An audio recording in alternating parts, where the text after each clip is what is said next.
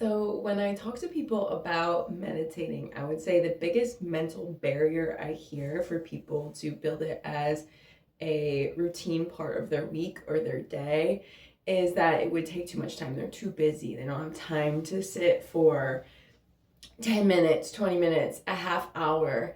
And this is a really interesting thought to me, right? Because with anything, sometimes we create these ideas in our mind of why not to do something. And the thing about meditating is, yes, it does take time, but it acts as a slingshot. So when we create space to reflect and observe what's happening within us and kind of also reflect on what's going on around us, then we gain this mental clarity. And when we gain mental clarity, we just naturally start making decisions that align better with our goals. And we are also able to communicate on a more efficient manner regarding what it is we really want to do with our time and with our life and with the resources that we have available to us. And communicating here is really important because when we meditate, often we meditate with our eyes closed.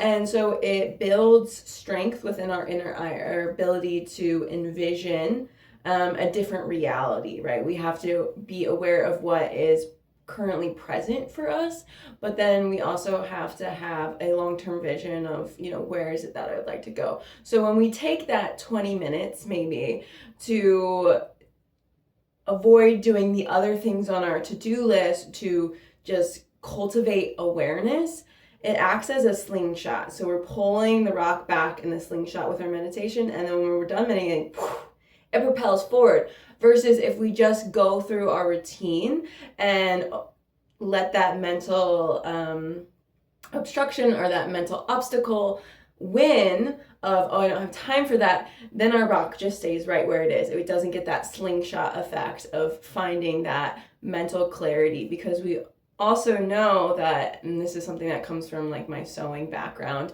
is if I sew and I'm in a rush when I'm sewing and I make a mistake, it takes 3 to 5 times longer to go then back, seam rip, or do whatever I need to do to then fix that mistake. So with meditation, it just allows us to move more intentionally, more with purpose, and ultimately that is going to give us more fulfillment in the life that we live, because we're going to be interacting with our life on a much more meaningful and aware level.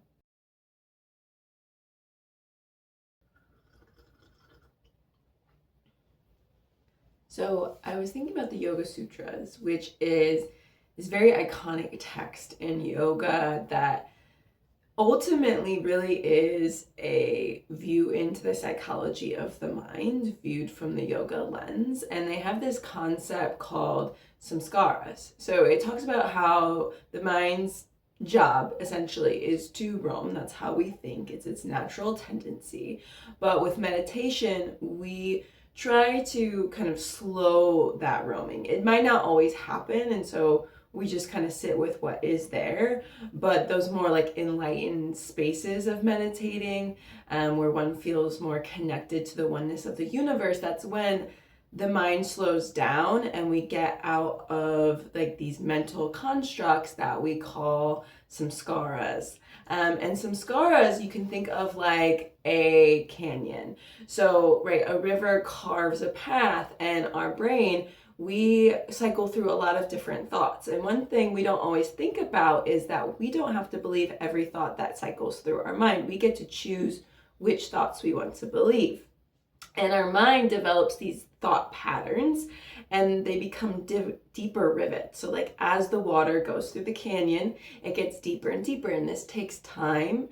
And so when we work to see what patterns and what pathways our mind is taking with meditation, that informs us. And then if we're like, maybe I want to work on some more positive self-talk with myself based on what I'm seeing as I reflect and sit back and a witness state with my thoughts in meditation, then that is your kind of grounds to then be like, when I'm walking around life and a negative thought comes up, I can say, that's interesting that this thought has cycled into my mind. I am going to make the conscious decision of whether or not I choose to believe it. And the tricky thing there is that you might not at first feel like, oh yeah, I'm choosing not to believe this thought. It might not really resonate in your body, but that's because you're just starting to build that new neural pathway, and that takes time. You can think about a road. So, right, if you're driving down a road that already exists, that's already paved, that's much easier. It takes less effort than if you're like, okay, we're gonna build this new road. We're gonna have to clear the land. We're gonna have to cut the trees. We're gonna have to remove some big boulders. We might have to use a few sticks of dynamite to clear some cliffs out. And then we're gonna have to, either cobblestone it or pave it. That takes more effort. And so as we get older, that's why people tend to say that it's harder to create new patterns or harder to teach an old dog new tricks, but it can happen if you really have the desire to make it happen. And ultimately, meditation is a great place to start. And if you're interested, the Yoga Sutras is a really great text to have on hand. This is the specific copy that one of my teachers along the way suggested to me, and I found it to be very helpful. And it's also great on audiobook if you're an audio learner. So highly recommend. So I recently had a run-in with Mother Nature that had me feeling a little bit downtrodden.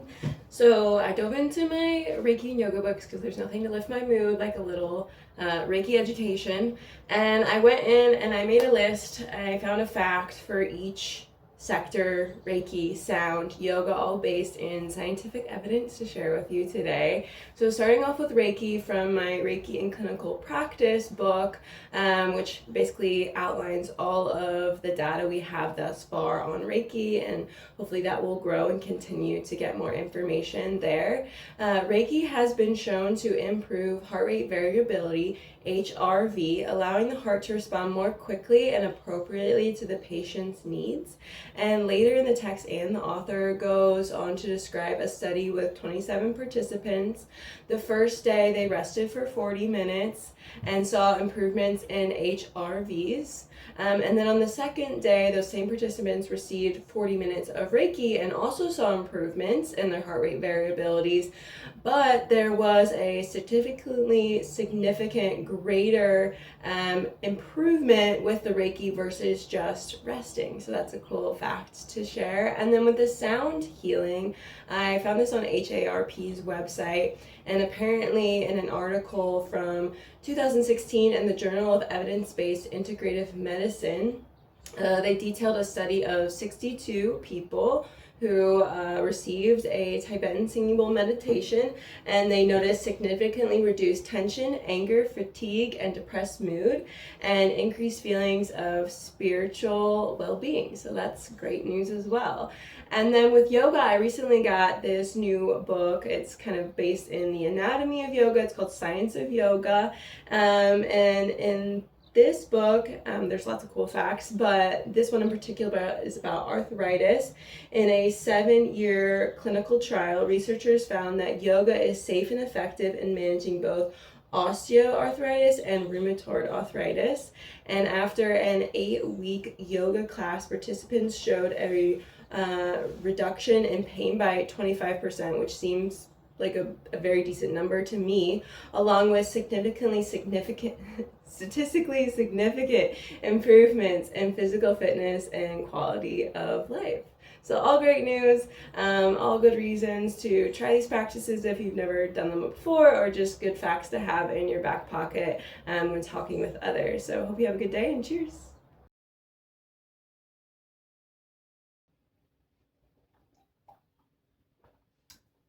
So I was walking by a medical building earlier this week, and something that I had kind of noticed before, but it was kind of like a triggering of my mind, is there's the rod of Asclepius and there's colitis, which you will see these two symbols on medical buildings. You'll see them on ambulances. And the roots are in Greek culture. So Asclepius is the god of medicine, and he is actually killed by his grandfather Zeus because his medicine is too potent. And Zeus is like, not enough people are going to the underworld. I can't have this. You gotta go. So this is technically the proper symbol, but apparently you will also see this as well. There was some confusion along the way. They do have a lot of overlap. And this is technically a symbol, apparently, of Hermes, or also known as Mercury. So Hermes being his Greek name and Mercury being his Roman name. And so Hermes was a messenger of the gods and known for carrying a staff known as the Caduceus. It was a badge of diplomatic ambassadors associated with commerce, elegance, alchemy, thievery, and lying, which I thought was an interesting combination of traits. And apparently also the snake was seen as a healing tool. So I was reading this one article, which I can link if somebody is interested, that snake venom was used to kill parasites in the body at one point, as well as live snakes were used to treat depression. How true this is, I don't know. I'm not extensively researched in this topic, but I do think it is really interesting that we have these Greek and Roman symbols, which Greek and Roman timelines of civilization are similar to the time of the Vedas, which is really the origins of yoga. And so these are really more symbols, but the chakra system, which is associated with yoga, is really more of a roadmap of your body and how to improve yourself mentally, emotionally, and physically.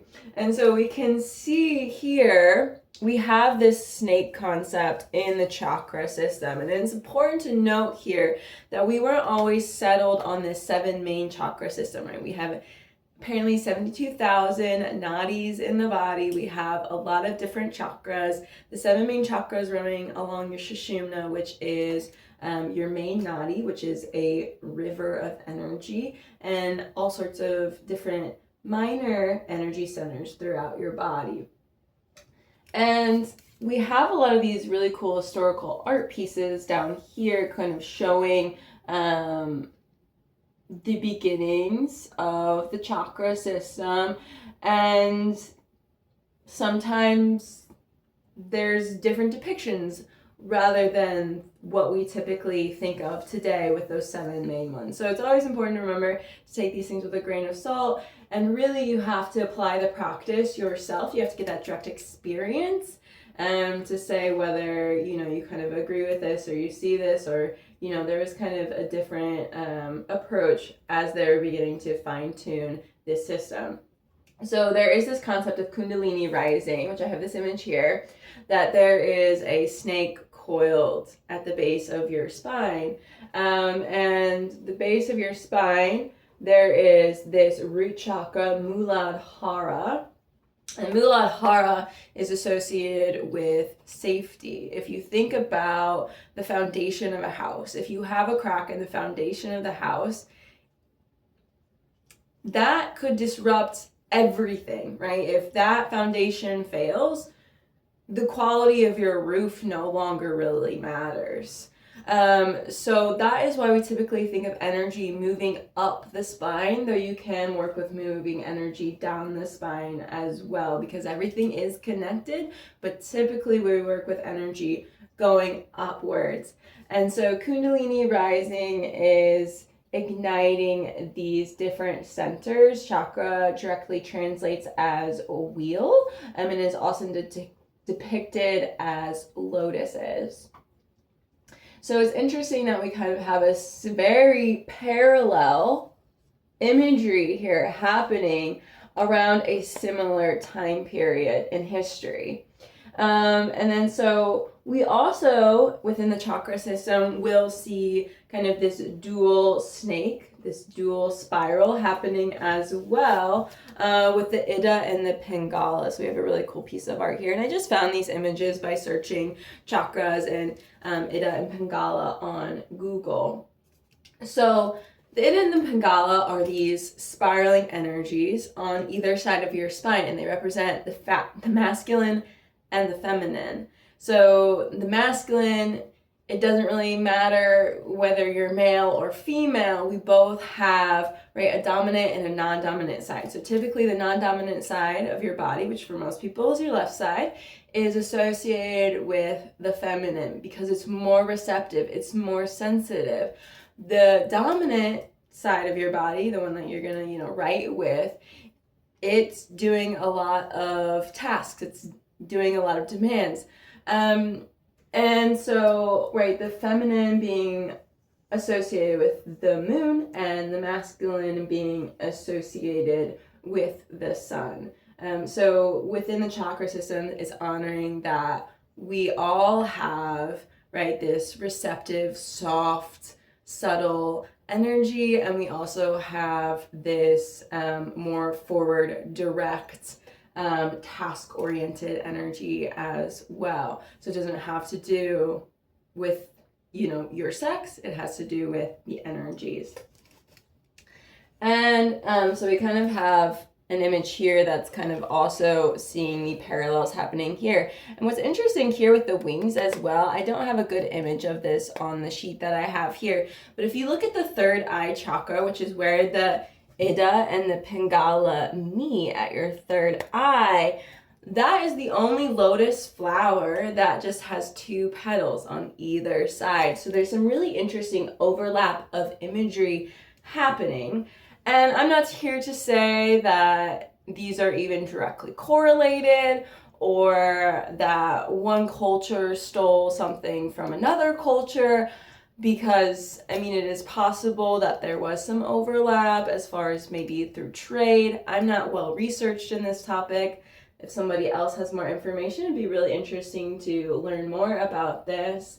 But I think it's just something we have to stay curious about, just kind of like how we have pyramids popping up in different parts of the world that we don't really think had communication with one another, but we see this collective movement, and whether that was through visual or audio or communicated in some sort of tangible manner, or it was some sort of just collective telepathic type movement, we don't really know. And what is interesting, I will say, about the brain is we do have brain waves. And it's interesting here how we see this snake moving in a wave-like shape. And just like a radio who emits waves into the atmosphere, and you can be out and about and not really perceive the waves, but as soon as you turn a radio on, you can hear the music or the talk radio that's coming through, or if you have a microwave that emits waves, the sun, it brings light, it brings heat to us through waves. So our brain has waves as well, and I think that there can be some sort of unsaid communication, but really this is all, like I said, to be taken with a grain of salt. It's really more of a thought experiment, and I think it's important to keep an open mind when looking at historical stuff like this, historical artifacts, because we never really know. There's always a telephone effect, and especially going back to Hermes and Mercury, right? Mercury being the closest planet to the sun that rotates the closest to the sun, so it moves the fastest, it has the fastest cycle, and we see in our world today that we have a really rapid communication system, and that can be a double-edged sword where we can see information, we have access to a lot of information, we can communicate really quickly, which ideally would be a really wonderful thing, and people would use it in a way that is really productive, but it can also lead to quicker miscommunication. So I think it's really important that we don't jump to assumptions over things that we don't really have a full understanding about, and we stay curious and ask questions, because if we try to look for answers, we're going to see what our mind wants to see. But if we stay curious, we stay open, then we maintain an ability to listen to other people's perspectives and take in information in a way that is less shaded by our own biases. So let me know if you have any thoughts.